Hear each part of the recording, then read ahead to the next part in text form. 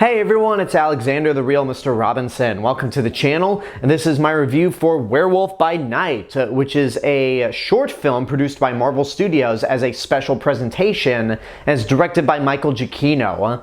That's right, the same Michael Giacchino who scored movies like The Incredibles, Up, the Planet of the Apes trilogy, the MCU Spider-Man trilogy, Doctor Strange, Jurassic World, and most recently The Batman, and this short film right here. It takes place in the Marvel Cinematic Universe, but much like with Moon Knight, this is very self-contained. Not many, if any at all, references to the greater universe. It follows a group of monster hunters who are called to the house of Ulysses Bloodstone, who recently passed away. He was the leader of this group, and now with him gone, there's a competition being held to try to find a new leader and the one who will hold the sacred bloodstone.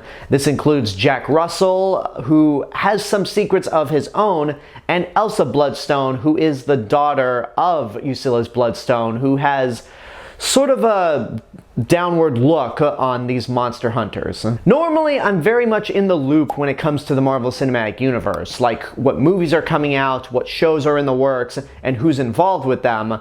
But Werewolf by Night kind of came out of nowhere. The first time I heard about it was at D23 just last month, and it looked really interesting based on that one trailer, and I was excited to see it. It is marketed as a special presentation, considering that this is not a feature-length film, but rather a short film, and I think it really works. It's a great short film, well-paced, and it has a really cool gothic look to it, much like the classic Universal monster movies from the 30s and 40s. The cinematography is outstanding, and it looks amazing in black and white. There is one scene in the movie where it's in color, but it's not all bright and colorful, and it's the only time in the movie where I think, yeah, this works in color, because everything else I don't think could have been done in color. Black and white just suits this look so perfectly. There's also a lot of violence in this movie that I think because it's in black and white, they're able to get away with. Now, it's not like Halloween or Friday the 13th levels of violence,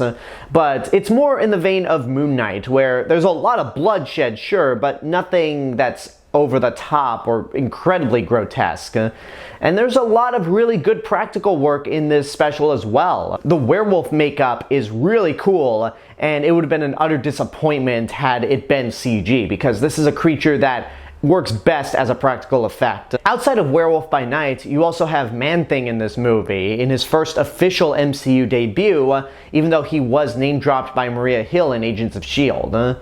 But Man-Thing looks pretty good, has a lot of personality, and is a really good combination of cute in terms of his personality, but also murderous. There are points in this special where Man-Thing is terrifying, and he brutally kills people. Man-Thing is brought to life through CGI, but I thought it looked really good for the most part. It didn't feel out of place, considering that this special was supposed to be an homage to the Universal monsters, and especially considering Marvel's recent controversy with their CGI, whether it just looks unimpressive at points, or they're overworking their artists without properly paying them. There's a lot that Marvel seriously needs to fix in that department, but I thought Man-Thing was pretty well done. In terms of your characters, there's only really two that get some sort of development. You have Gael García Bernal, who plays Jack Russell, aka Werewolf by Night, and yeah, he's a monster hunter as well, but he has a more softer side, considering that he is a monster himself. And his dynamic with Man-Thing is very good. There's a true friendship that you can see among these two. And as for Elsa Bloodstone, she's played by Laura Donnelly, who really is not a fan of this whole competition. You could tell that she's kind of stubborn towards these monster hunters. But once she finds out that Jack is actually trying to save Man-Thing rather than kill it, and especially when she finds out that he's a werewolf, she starts to gain a little more sympathy. And this character is just cool looking. She gave me a lot of Jessica Jones vibes, mainly with the really black hair. And there are a few points in the action where she's doing the Black Widow like leg thing, where she's in the air, grabs someone by the neck and just throws them down with her legs.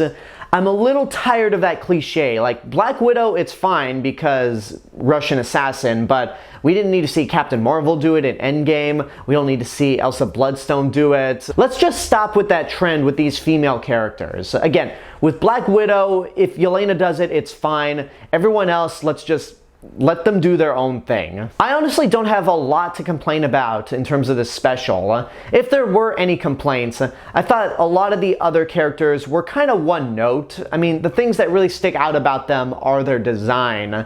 And I think that may have been the point, but our two main characters are the only ones that get any sort of development. Everyone else is just kind of there to be cool. The last real criticism I have with this special is not so much the special itself, but the fact that the reception at Fantastic Fest was interesting, because this was a secret screening along with the new Hellraiser movie on Hulu. And from what I've heard, when it was announced to be a special screening, there were people that walked out of it, there was one guy that booed it, but the overall reaction when people got out of it was, yeah, that was pretty badass. I'm like, well, what's the problem then? Some people have made the argument saying, well, it's a Marvel film, so it's weird to have that at Fantastic Fest, a festival that's known for mostly genre stuff.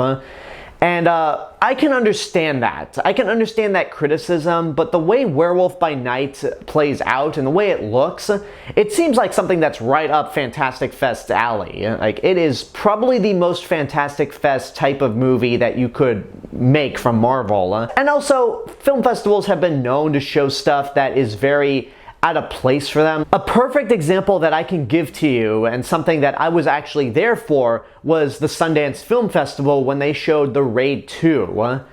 The Raid 2 is the least likely Sundance movie you could ever imagine, because it's a martial arts film that's incredibly violent, and Sundance particularly is not well known for those type of movies, those type of really crowd pleaser movies. And Sundance also was the place where Saw premiered. That's right, the Saw franchise all started at Sundance. So I don't know, I never thought I'd see the day where the Sundance crowd was less snobby than the Fantastic Fest crowd. That's fascinating to me. But then again, I wasn't there at Fantastic Fest. I had been to it in 2019, but I wasn't there this year. Whatever, that's my mini rant. I can understand people saying that a Marvel movie feels out of place to be shown at Fantastic Fest, but at the end of the day, if it's good, who cares?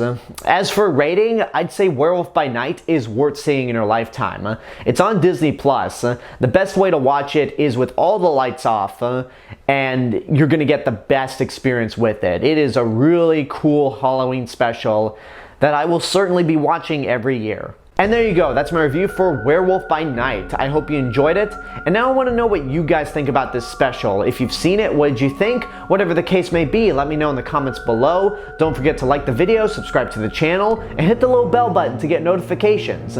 Don't forget to follow me on Facebook, Twitter, Instagram, go check out my Twitch channel, and support me on Patreon. I'll see you guys in the next video, but until then, have a good day, and take care of yourselves.